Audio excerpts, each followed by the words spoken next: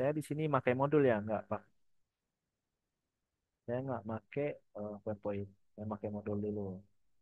Oke, pembelajarannya sampai mana kemarin Bintang? Ini udah. Terakhir di Personality, Lifestyle, and Values, Pak. Jadi kalau sama Ibu Meta udah di sini dia. Kalau sama Ibu Ika kemarin sampai ke decision. Tapi dia chapter 4 ya. Oke, saya masuk ke chapter 8 yaitu Attitudes and Persuasive Communication atau sikap dan komunikasi persuasif.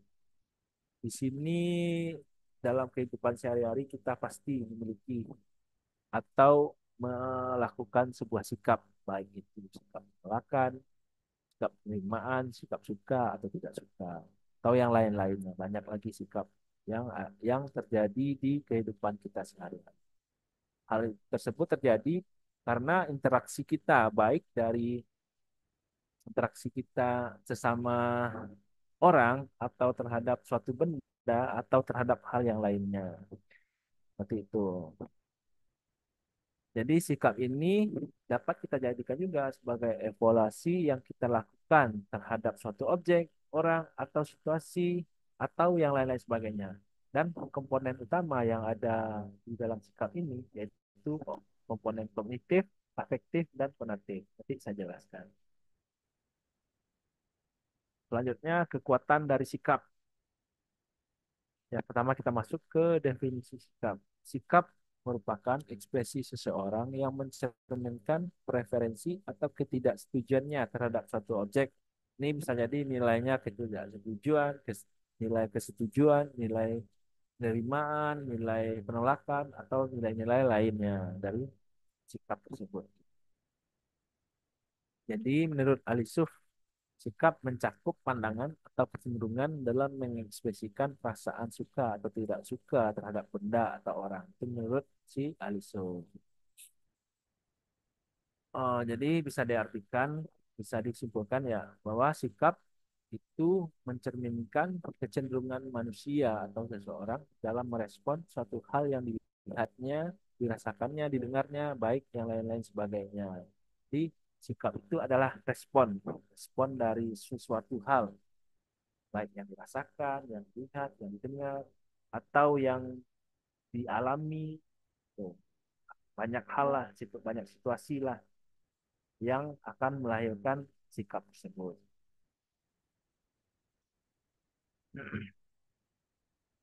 Jadi kita masuk lagi nih ke komponen sikap. Sikap itu terdiri dari tiga komponen seperti yang di atas, yang ada kognitif, afektif, dan konatif. Jadi apa itu yang disebut dengan komponen kognitif? Yaitu merupakan kepercayaan atau keyakinan individu terhadap pemahaman yang diperoleh dari suatu objek. Contohnya nih, kita melihat warna merah, kita tidak suka, kita lebih suka, itu adalah sikap. Sikap kita tidak suka atau mungkin dari yang awal dulu ya, itu adalah keyakinan kita bahwa itu adalah warna merah. Selanjutnya, dari yang warna merah tersebut timbullah komponen afektif atau nilai atau rasa atau aspek emosional yang kita rasakan. Bisa jadi kita suka warna merah atau tidak suka dengan warna merah seperti itu. Selanjutnya, jika komponen afektifnya bernilai suka atau nilai emosionalnya adalah suka, maka akan melahirkan komponen konatif yaitu tindakan nyata bahwa mungkin kita akan lebih sering menggunakan warna merah di kehidupan kita sehari-hari. Seperti itulah. Itulah yang dimaksud dengan komponen kognitif, afektif, dan konatif. Jadi, kognitif adalah proses kita mendapatkan sesuatu keyakinan atau kepercayaan, sedangkan komponen afektif merupakan hasil atau emosi atau perasaan yang ditimbulkan dari kepercayaan atau keyakinan tersebut. Sedangkan komponen konatif merupakan tindakan nyata yang terbentuk atau sikap yang terbentuk dari kepercayaan dan rasa yang timbul sebelumnya seperti itu. Jadi ketiganya saling berketerkaitannya. Oke, ya. Oke, selanjutnya saya masuk ke macam-macam fungsi sikap itu sendiri. Ada yang pertama fungsi utilitarian. Prinsip ini dasarnya itu penghargaan dan hukuman. Misalkan nih, kita mengembangkan beberapa sikap terhadap produk karena produk tersebut memberikan kenikmatan atau rasa sakit. Misalnya, jika seorang menyukai rasa cheeseburger, maka orang tersebut akan mengembangkan sikap positif terhadap cheeseburger itu. Ada juga misalkan orang yang suka merokok, maka sikap positif akan berkembang terhadap rokok tersebut pada diri seseorang. Berbeda lagi, kalau seseorangnya tidak menyukai rokok, maka sikap negatif yang akan berkembang di diri orang tersebut. Gitu. Itu yang disebut dengan fungsi utilitarian. Selanjutnya, fungsi ekspresif nilai.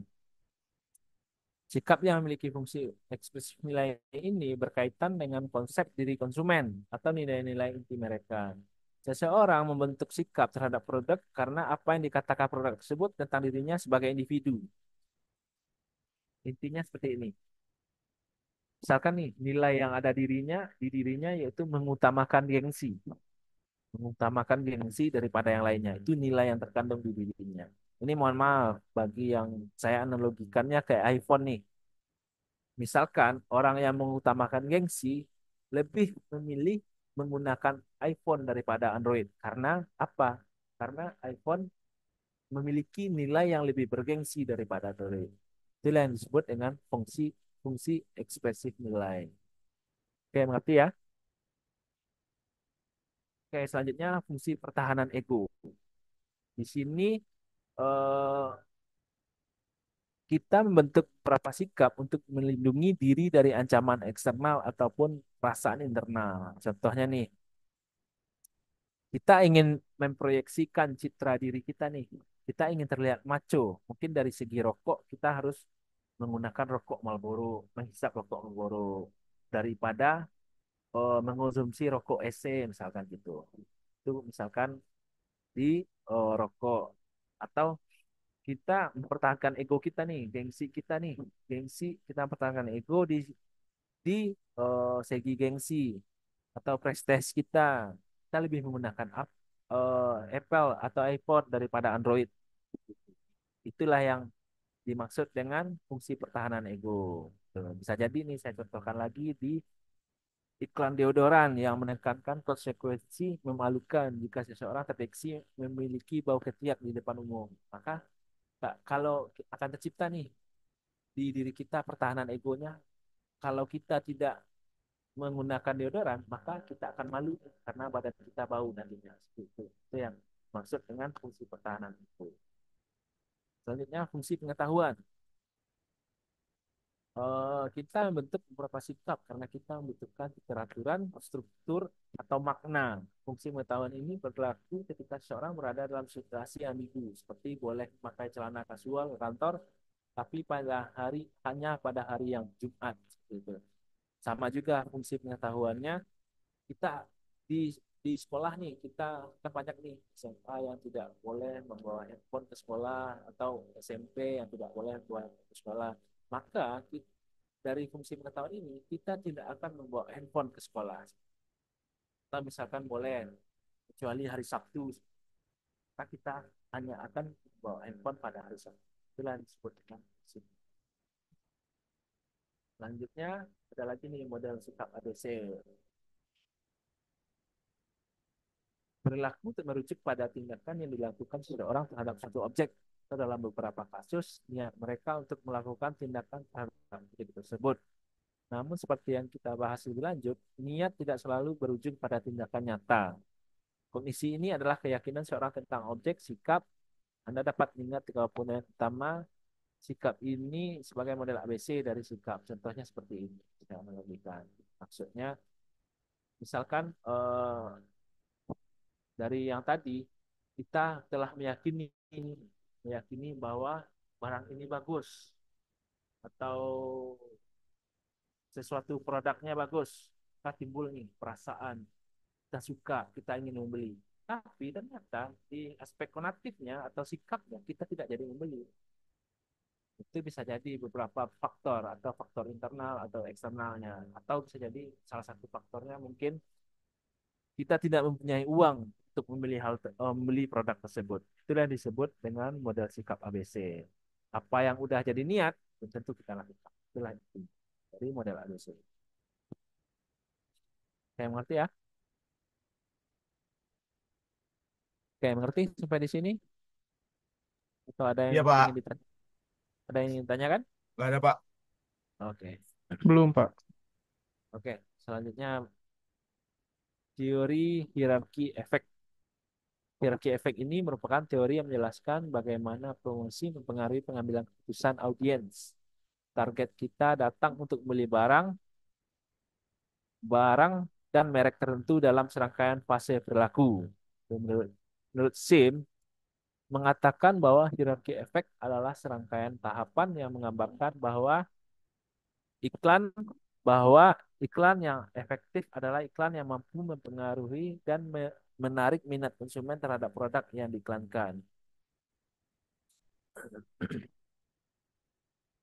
Contohnya di sini ada beberapa nih hierarki efeknya, ada beberapa tahapan, 3 tahapan yang balik lagi nih, yaitu tahap kognitifnya, yaitu di tahap kognitif melibatkan kesadaran dan pengetahuan. Seperti yang saya jelaskan tadi. Jadi kita tahu nih, kita telah memiliki pengetahuan tentang produk tersebut.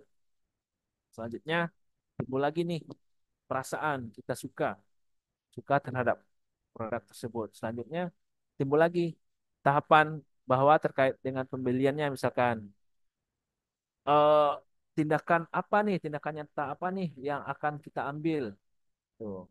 Seperti misalkan nih, walaupun kita kita misalkan kita udah mengetahui fitur dari produknya, tahu keunggulannya, terus timbul perasaan kita suka, dan sikap yang kita ambil yaitu kita membeli produk itu. Dan jika pun kita misalkan sikap yang kita ambil kita tidak membeli, maka itu terkait dengan model sikap ABC tadi. Ya, jadi kita nggak membelinya karena faktor X. Bisa jadi internal, eksternal, gitu. Jadi hierarkinya dapat kita lihat pada gambar berikut. Poin pertama, awareness dan knowledge, yaitu aspek kognitifnya, di mana di aspek kognitif ini kita melakukan proses belajar nih, belajar misal dari proses belajar ini kita akan timbul keyakinan atau sebuah pengetahuan dari produknya gitu. Selanjutnya lanjut lagi ke aspek afektifnya yang dua di bawahnya, aspek afektifnya. Di sini di mana akan timbul perasaan atau emosional dari produk tersebut. Bisa jadi kita suka, tidak suka, kita terima atau tidak terima gitu.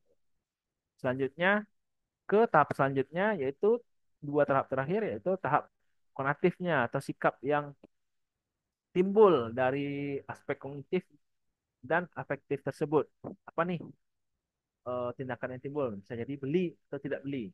Tuh, bisa jadi kalau kita suka bisa jadi kita membelinya atau tidak membelinya, bisa juga. Itu balik lagi kita ke model sikap ABC tadi. Balik lagi ke model sikap ABC ini.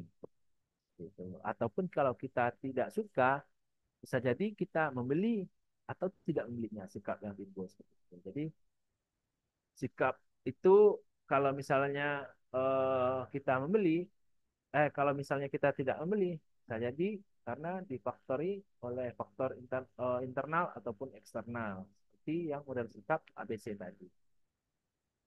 Selanjutnya, bagaimana kita membentuk sikap itu? Ada yang tahu? Timbul pertanyaan nih. Ada yang bisa terangkan ke saya? Bagaimana sikap itu sendiri terbentuk? Coba ayo terangkan, siapa yang bisa?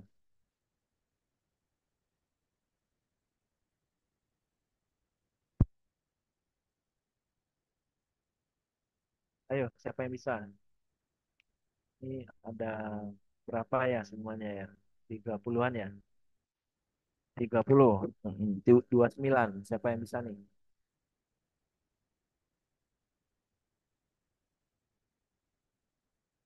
Ayo, siapa yang bisa? Bagaimana sikap itu terbentuk? Yang saya terangkan tadi paham ya? Yang saya terangkan tadi paham? Ngerti?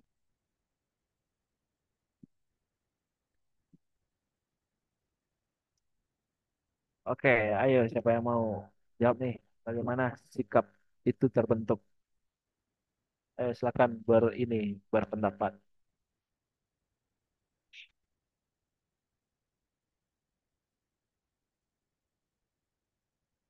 Ini ada semua nggak orangnya nih? Yang on cam cuma satu orang nih?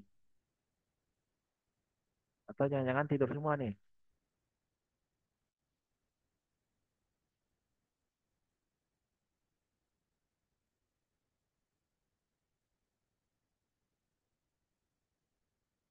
Oke, ada yang bisa jawab?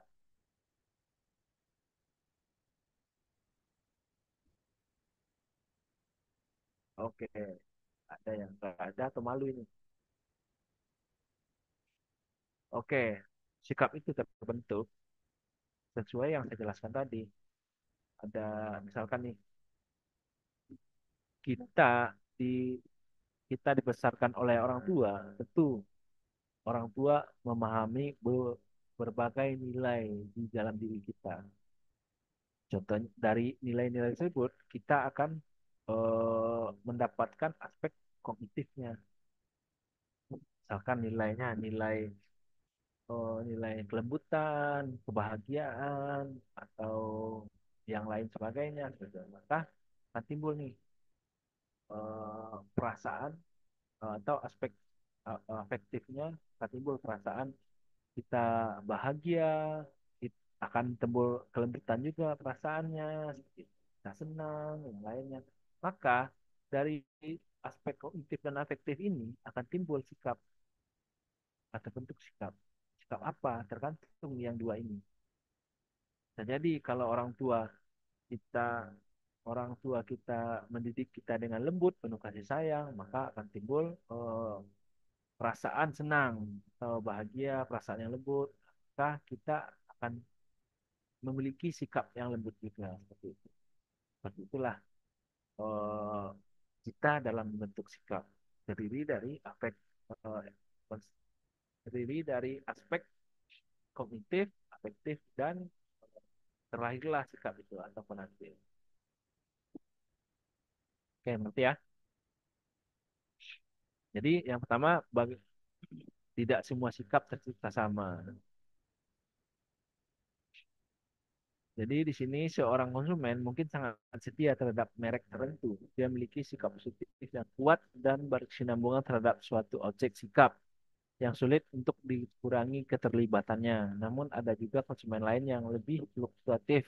Mereka mungkin memiliki sikap positif yang ringan terhadap suatu produk, tapi siap untuk meninggalkannya saat ada produk yang lebih baik sedia. Contohnya ini seperti misalkan di BTS, tahu nggak BTS? Tahu yang suka-suka Korea biasanya tahu nih BTS. Biasanya yang cewek BTS. Tahu BTS Army kan? Gimana nih ininya kesetiaannya terhadap BTS? Ngeri itu ininya kesetiaannya. Itu yang di sini itu yang dimaksud dengan seorang konsumen sangat setia terhadap merek tertentu. Di sini bisa merek, bisa person, bisa situasi, bisa yang lain sebagainya. Tapi ada juga yang BTS Army-nya yang tidak begitu setia terhadap BTS-nya. Jadi nih tim datang lagi nih grup band yang baru, eh, boy band yang baru dari Korea misalkan atau dari negara lainnya. Bisa jadi dia meninggalkan BTS-nya. Itu yang dimaksud dengan tidak semua sikap tercipta sama. Tuh. Intinya yang ada yang setia, emang setia kepada produk tersebut, ada yang enggak seperti itu. Kalau kayak misalkan BTS Army yang tetap setia, walaupun keluar boy band yang baru, dia maka akan tetap di BTS Army. Tapi kalau yang tidak setia atau cuman ikut-ikutan, maka dia akan meninggalkan.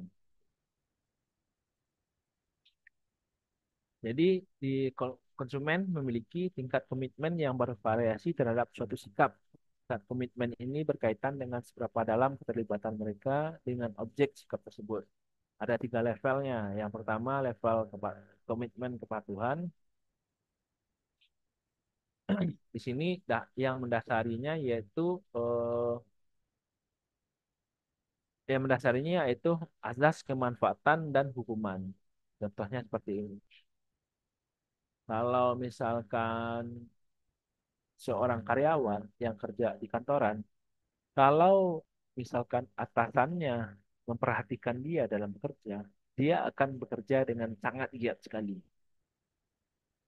Akan tetapi kalau atasannya sudah tidak memperhatikan dia lagi, mungkin dia akan balik ke gaya bekerja dia sebelumnya, mungkin malas-malasan atau lain sebagainya. Jadi itulah yang dimaksud dengan eh, level kepatuhan.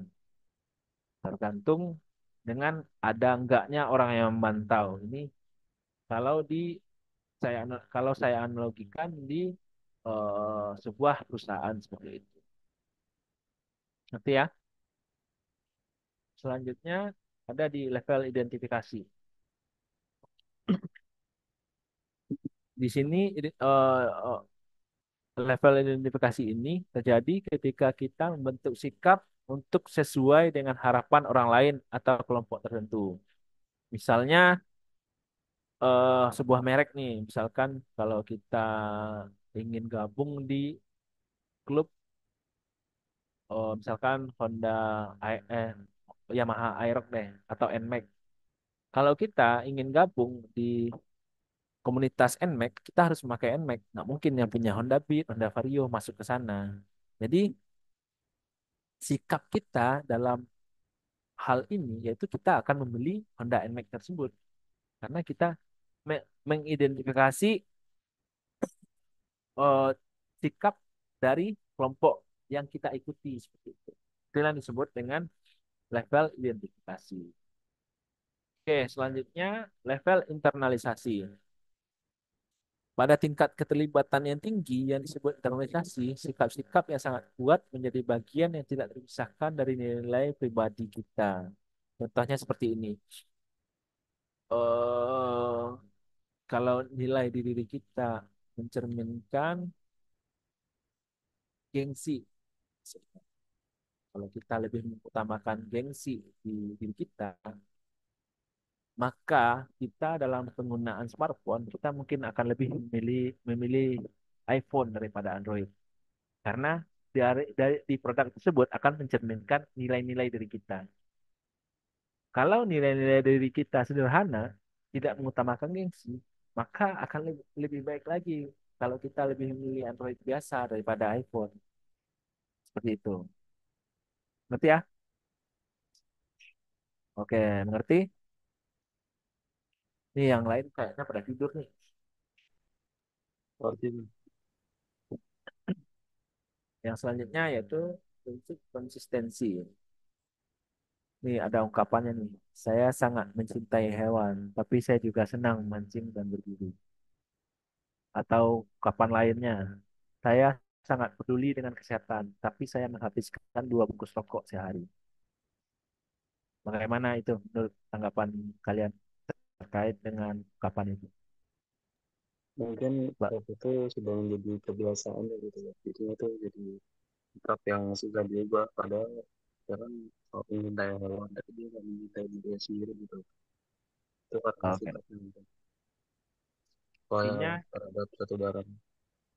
intinya perkataannya nggak sesuai dengan sikapnya. Tuh. Ya betul kak.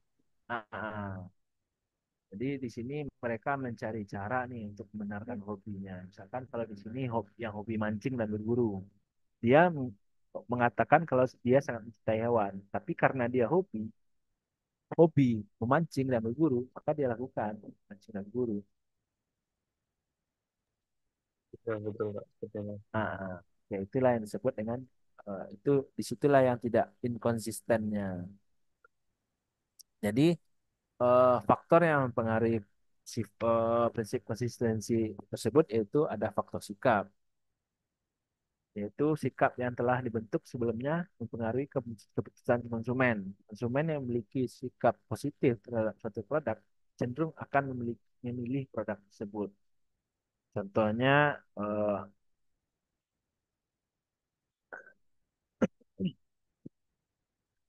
yang misalkan nih orang yang udah membeli iPhone tadi, udah sikap membeli iPhone, dia akan lebih atau orang yang mengetahui nih kelebihan iPhone apa daripada yang lain, maka dia akan lebih memiliki sikap sikap yang positif atau membangun sikap positif lagi terhadap iPhone tersebut. Maka kalau dia ingin membeli misalkan smartphone, dia akan lebih membeli iPhone daripada Android. Selanjutnya prinsip nilai. Nilai yang diterima oleh konsumen juga mempengaruhi keputusan mereka. Konsumen yang memiliki nilai yang sejalan dengan nilai yang diwakili oleh suatu produk cenderung akan memilih produk tersebut. Seperti yang saya jelaskan tadi. Kalau nilai di dirinya adalah gengsi, maka dia akan lebih memilih iPhone daripada Android.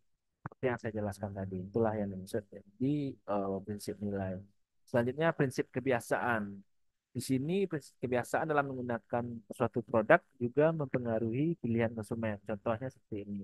Konsumen yang sudah terbiasa menggunakan Windows, maka dia akan sangat sulit sekali beralih kepada Mac. Atau konsumen yang lebih sudah terbiasa menggunakan Linux dan mengetahui fitur-fitur Linux itu, maka dia tidak akan pernah beralih kepada Windows ataupun Mac. Seperti itulah yang disebut dengan prinsip kebiasaan. Oke, saya udah kayak kaset kusut nih, kayak radio rusak, 3 kelas. Ngomongnya ini aja. Hari ini dari jam 8. Selanjutnya teori konsistensi. Di sini ada pertama teori persepsi diri. Apakah kita selalu mengubah sikap kita agar sesuai dengan perilaku kita karena kita ingin mengurangi disonansi kognitif? Teori persepsi diri memberikan penjelasan alternatif untuk efek disonansi itu. Jadi, teori persepsi diri menyatakan bahwa individu menentukan sikap mereka dengan mengamati perilaku mereka sendiri. Jadi kita di teori persepsi diri ini, sikap kita terbentuk karena kita mengamati perilaku diri kita sendiri. Oke, nanti saya contohkan. Penerapannya di teori persepsi diri dalam perilaku konsumen nih. Penerapan teori persepsi diri dalam perilaku konsumen itu sendiri. Yang pertama, pembentukan sikap melalui pengamatan diri. Contohnya dalam pembentukan sikap melalui pengamatan diri. Contohnya di sini setelah kita nggak biasa misalkan minum kopi merek tertentu dan sekarang kita beli kopi merek itu dan setelah beberapa kita coba setelah beberapa hari atau beberapa gelas kita coba ternyata kita cocok, maka akan timbul eh, sikap positif terhadap kopi tersebut itu. Yang dimaksud dengan pembentukan sikap melalui pengamatan diri. Jadi setelah kita coba-coba, maka akan timbul sikap. Bisa sikapnya penolakan atau sikapnya penerimaan. Seperti itu. Selanjutnya, konsistensi antara perilaku dan sikap. Teori persepsi diri membantu menjelaskan konsistensi antara perilaku dan sikap konsumen. Tentang konsumen secara rutin membeli produk organik, mereka mungkin menyimpulkan bahwa mereka peduli dengan kesehatan dan lingkungan, meskipun sebelumnya tidak menyadari sikap ini. Contohnya seperti ungkapan tadi. Seperti ungkapan tadi, saya peduli dengan kesehatan, tapi saya menghabiskan 2 bungkus rokok sehari. Jadi yang di sini kita mulai berhenti untuk merokok. Tuh. Jadi nanti kita simpulkan karena kita peduli terhadap kesehatan, maka karena itu kita berhenti untuk merokok meskipun sebelumnya kita eh, meskipun sebelumnya terjadi inkonsistensi di diri kita sebelumnya. Gitu. Jadi sebelumnya yang sikap perkataan dan sikapnya tidak sesuai dan sekarang telah sesuai yang seperti yang saya jelaskan tadi. Selanjutnya foot in the door technique. Ini pernah ke mall mencoba atau ini deh setiap misalkan dia dalam memasarkan sesuatu dia menyajikan produk tester di terhadap konsumen untuk konsumennya misalkan brownies nih dia menyediakan tester nih coba brownies saya nih ibu maka dari teknik ini dari teknik menyediakan tester ini kemungkinan orang akan membeli produk kita akan menjadi lebih besar lagi seperti itu. Selanjutnya justifikasi pembelian. Konsumen menggunakan teori persepsi diri untuk membenarkan pembelian mereka. Jika seseorang membeli barang mahal seperti smartphone terbaru, mereka mungkin menyimpulkan bahwa mereka membutuhkan atau sangat menginginkan fitur-fitur canggih tersebut, meskipun awalnya hanya tertarik karena promosi atau diskon. Jadi seperti ini misalkan, orang yang misalkan membelinya iPhone, dia untuk gengsinya, maka dia akan mencari pembenaran terhadap perlakuannya. Bisa jadi dia bilangnya kameranya lebih bagus, security-nya bagus, ininya bagus. Padahal alasan awalnya hanya untuk gengsi seperti itu. Itu yang disebut dengan justifikasi pembelian. Oke, kita masuk ke teori keseimbangan. Pertama kali diperkenalkan oleh Fritz Heider pada tahun 1946.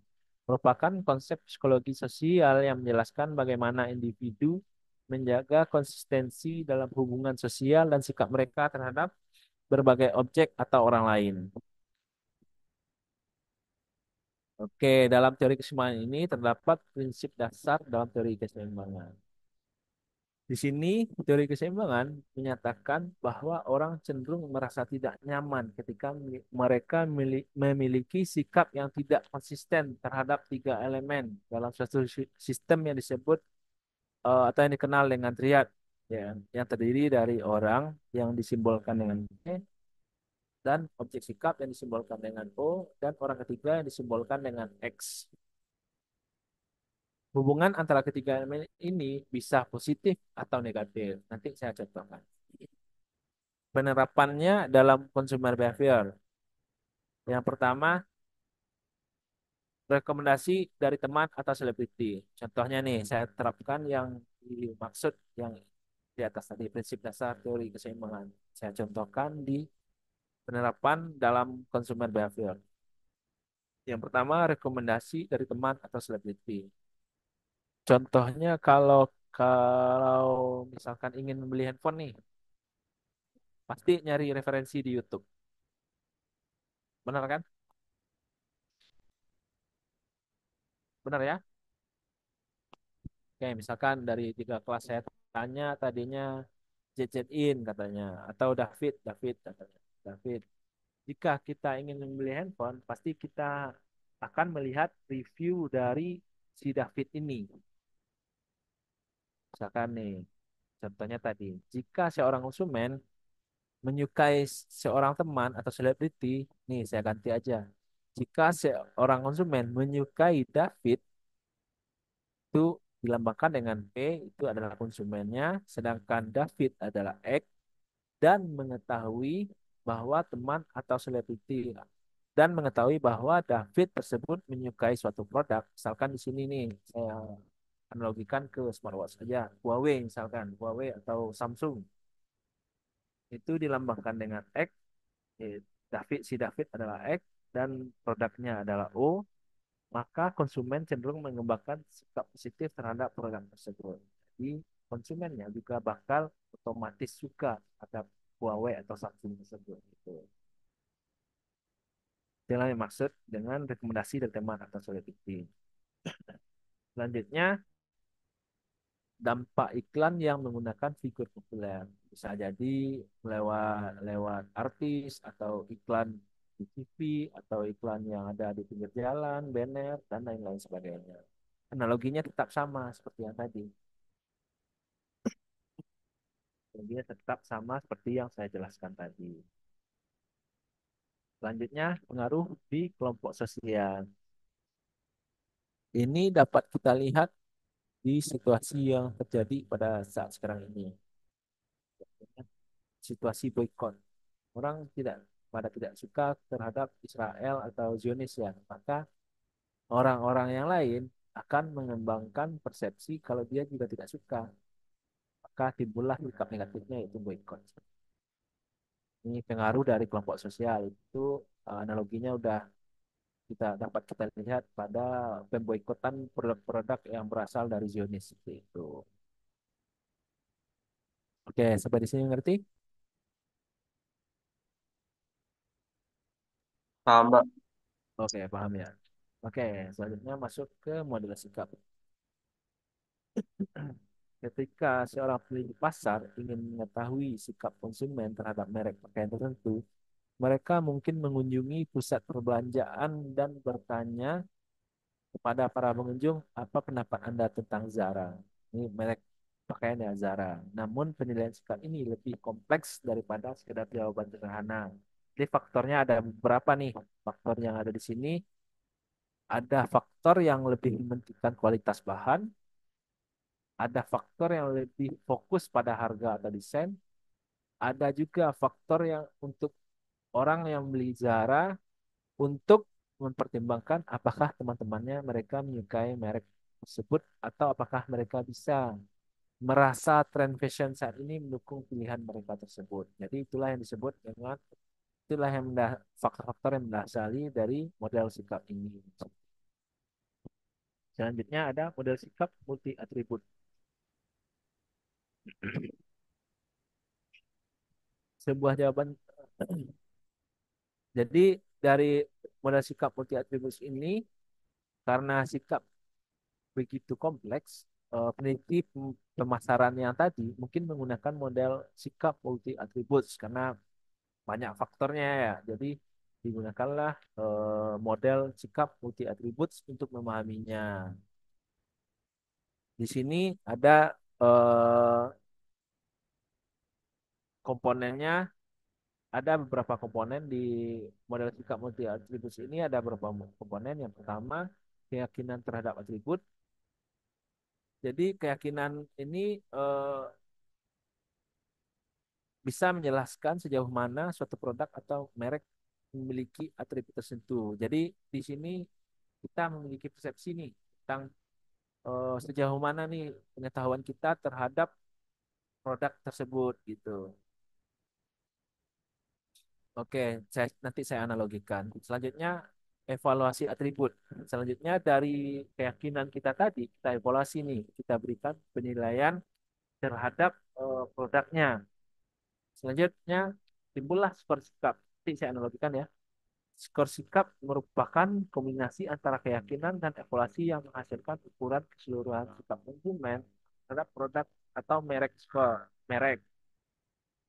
Selanjutnya saya analogikan, misalkan nih, kita udah ingin membeli nih kayak misalkan kita udah tahu handphonenya bagus, kita udah percaya kameranya bagus, baterainya tahan lama, atau layarnya bagus, security-nya bagus. Selanjutnya kita evaluasi. Kita butuh nggak hal tersebut? Apa yang kita cari? Evaluasinya yang kita cari apa nih dari handphone tersebut? Cari. Misalkan kita nyari baterainya yang lebih besar, ini daya baterainya lebih besar, security-nya bagus, kameranya bagus. Bisa jadi ada hal yang lain dari selain itu nyata dari atau tren yang terjadi saat ini seperti itu. Setelah kita evaluasi, maka akan terjadi skor sikap. Jadi skor sikap ini yaitu kombinasi antara keyakinan dan evaluasi tersebut. Jadi dari ini kita akan membeli sikap, kita akan membeli atau tidak. kita akan dari skor sikap. Nah, jadi jadi kita tidak iPhone tersebut.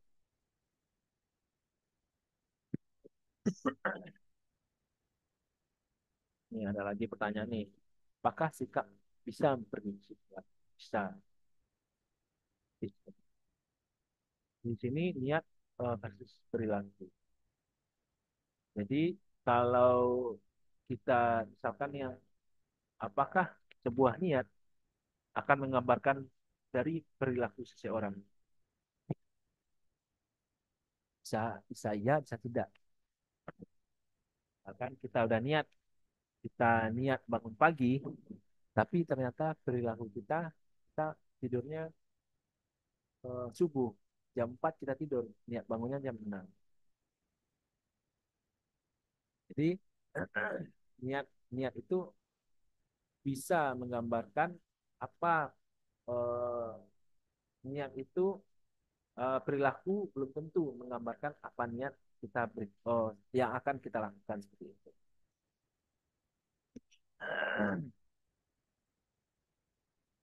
Oke, ini hambatan dan memprediksi perilaku dalam teori tindakan yang beralasan. Eh, Teori ini yang juga dikenal sebagai teori tindakan yang beralasan dan teori perilaku yang direncanakan telah menjadi salah satu pendekatan yang paling berpengaruh dalam memprediksi dan memahami perilaku yang disengaja. Contohnya seperti ketidakpastian informasi. Jadi hambatannya yaitu ketidakpastian informasi. Teori ini mengasumsikan bahwa individu memiliki informasi yang akurat dan lengkap tentang konsekuensi dari tindakan yang akan diambil. Contohnya seperti ini. Nah, contohkan misalkan kita ingin nyari kita ingin membeli sebuah kendaraan bermotor atau ini aja, kita ingin membeli smartwatch yang bagus. Kita udah lihat reviewnya si David, kan kita percaya sama dia. Kita lihat reviewnya, maka timbul perasaan kita. Kalau kita ingin suka dengan produk yang direview sama David, maka sikap kita ingin membelinya. Akan tetapi pada saat kita pergi ke outletnya, ternyata eh, ternyata pemasar atau yang menjual smartwatch tersebut memberikan informasi yang lebih daripada si David. Misalkan antara satu produk Huawei, ya fiturnya ini, sedangkan kita udah paham nih yang Huawei. Dan pemasar atau penjual kita menerangkan produk Samsung dibilanglah fiturnya ini. Yang sebelumnya informasi kita cuma hanya hanya memiliki pengetahuan tentang Huawei setelah kita sampai di outletnya, kita memiliki lagi nih pengetahuan tentang Samsung. Maka kita akan mengubah sikap kita yang awalnya ingin membeli Huawei, akan mengubah sikap kita nantinya akan membeli Samsung smartwatch-nya. Maka yang dari sebelumnya ingin beli Huawei berubah menjadi ingin beli Samsung. Jadi dari teori ini, perilaku ini, hambatan dalam perilaku ini, itu hambatannya yaitu ketidakpastian informasi seperti itu.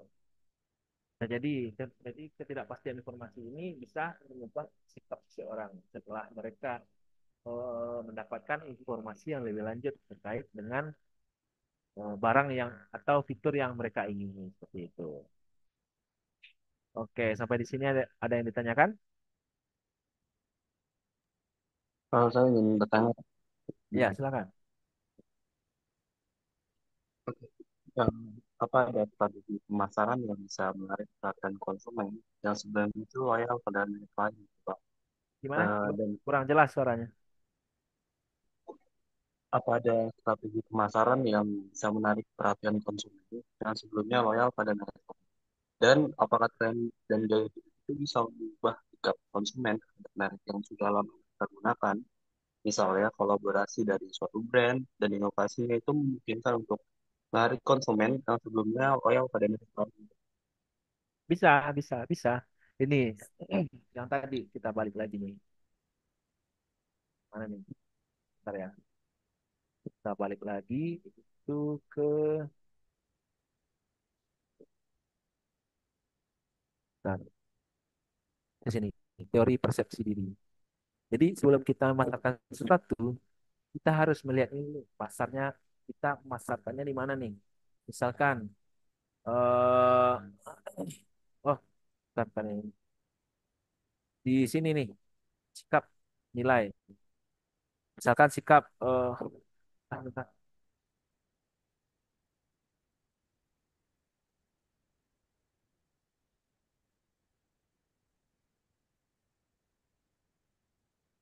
Ini di sini. Saya orangnya sering lupa, makanya setiap ini saya nanya. Ada yang mau menanyakan seperti itu. Oke. Jadi kita harus ini dulu. Kita melihat dulu fungsi sikapnya nih. Ada fungsi utilitarian, fungsi ekspresif nilai, fungsi pertahanan ego, dan fungsi pengetahuan. Misalkan kita ingin memasarkan nih, kita lihat dulu orangnya lebih mementingkan apa nih. Misalkan fungsi kita jualan rokok nih, misalkan dia udah rokoknya EC terus EC EC atau yang lain terus rokoknya. Kita kita mainnya di egonya dia. Kalau mau maco rokoknya mau boro dong. Ini Pak, ini gitu. Kita sesuai dengan apa yang fungsi yang ada di diri mereka gitu. Kita ininya. Misalkan ada juga di fungsi misalkan fungsi nilai. Dia biasanya pakai iPhone ini. Wah, bagus lebih bergensi ini nih Pak. Ini gitu. Seperti itu. Jadi Oke. tergantung ya kita pasarnya kita kemana, kita lihat dulu. Jadi kita masuknya gimana, dari mana nih kita bagus masuknya seperti itu teknik. Oke, berarti nentuin dari pasar sama dari ego pembeli itu sendiri. Iya, gimana? Nentuin dari pasarnya gitu. Iya, Konsumennya tuh mau nyari apa benar. sama. Benar ya. Gantung ke dianya nyari apa nih? Kan kita bisa nilai nantinya. Ada yang nyari gengsi, ada yang nyari misalkan egonya atau utilitariannya. Kita lihat dulu pasarnya di mana, kita masuknya dari mana seperti itu buat kita pasarkan produk kita. Oke, baik Pak, paham. Oke, paham ya? Paham, Pak. Oke, ada lagi yang ingin tanya?